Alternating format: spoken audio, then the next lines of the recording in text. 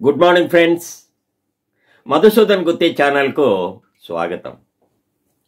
మార్చి 16 ఈ తేదీ తెలుగు ప్రజలకు గుర్తుందా? ఈ మార్చి 16 తేదీ యొక్క విశిష్టత ఎంతమంది తెలుగు ప్రజలకు గుర్తుంది? ఆంధ్రులకు ప్రత్యేక రాష్ట్రం కావాలి అనే ఉన్నతాశయంతో ఆమరణ నిరాహార దీక్ష చేసి బలిదానము చేసుకున్న అమరజీవి, మహాపురుషుడు, త్యాగశీలి శ్రీ పొట్టి శ్రీరాములు గారి జయంతి మార్చి 16. మరి తెలుగు ప్రజలు ఈ తేదీని మర్చిపోతే అంతకంటే దురదృష్టము మనకు మరొకటి లేదు. ఆయన జన్మదినం ప్రతి ఒక్క ఆంధ్రునికి పుణ్యదినం. ఆంధ్రులను, తెలుగు ప్రజలను బానిసత్వం నుంచి విముక్తి కలిగించడానికి, తెలుగు ప్రజలకు ఒక ప్రత్యేక రాష్ట్రం కావాలి అనే ఆశయంతో బలిదానము చేసుకున్న పొట్టి శ్రీరాములు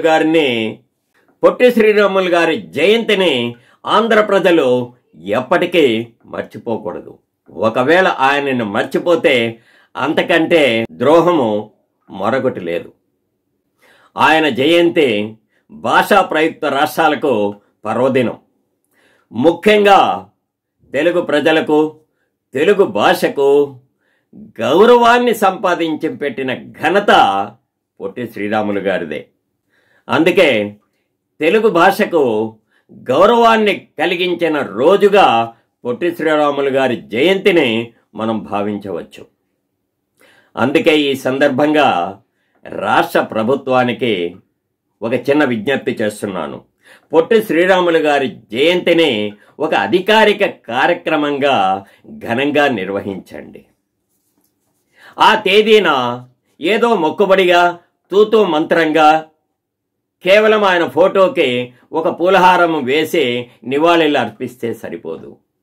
ఆయన చేసిన త్యాగాన్ని తెలుగు ప్రజలందరికీ తెలిసే విధంగా, ముఖ్యంగా నేటి యువతకు, విద్యార్థులకు ఆయన చేసిన త్యాగము, ఆయన చేసిన సేవలు పూర్తిగా తెలిసే విధంగా అధికారికంగా ఘనంగా చేయమని నేను రాష్ట్ర ప్రభుత్వాన్ని అడుగుతున్నాను. స్వాతంత్ర దినోత్సవం ఆగస్టు 15 ఎంత ఘనంగా చేస్తారో, రిపబ్లిక్ డే జనవరి 26 రిపబ్లిక్ డేని ఎంత ఘనంగా నిర్వహిస్తారో అంతే ఘనంగా మన రాష్ట్ర ప్రభుత్వము పొట్టి శ్రీరాములు గారి జయంతిని ఘనంగా నిర్వహించండి. అదే మనం ఆయనకి ఇస్తున్న ఘనమైన నివాళి.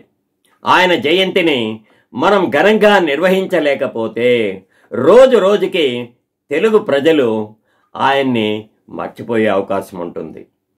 తెలుగు ప్రజలు ఉన్నంత వరకు, తెలుగు భాష ఉన్నంత వరకు పొట్టి శ్రీరాములు గారి కీర్తి, యశస్సు, త్యాగ నిరతి చిరస్థాయిగా చరిత్రలో నిలిచిపోవాలని ఆశిస్తూ మీ మధుసూదన్.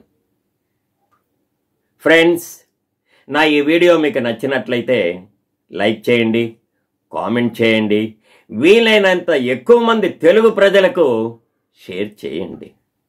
ఇంతవరకు నా ఛానల్ని సబ్స్క్రైబ్ చేయకుండా ఉంటే దయచేసి సబ్స్క్రైబ్ చేసి నన్ను మరింత ప్రోత్సహిస్తారని ఆశిస్తున్నాను. ఇలాంటి మరిన్ని వీడియోలతో మళ్ళీ మీ ముందుకు వస్తాను. నమస్తే ఫ్రెండ్స్.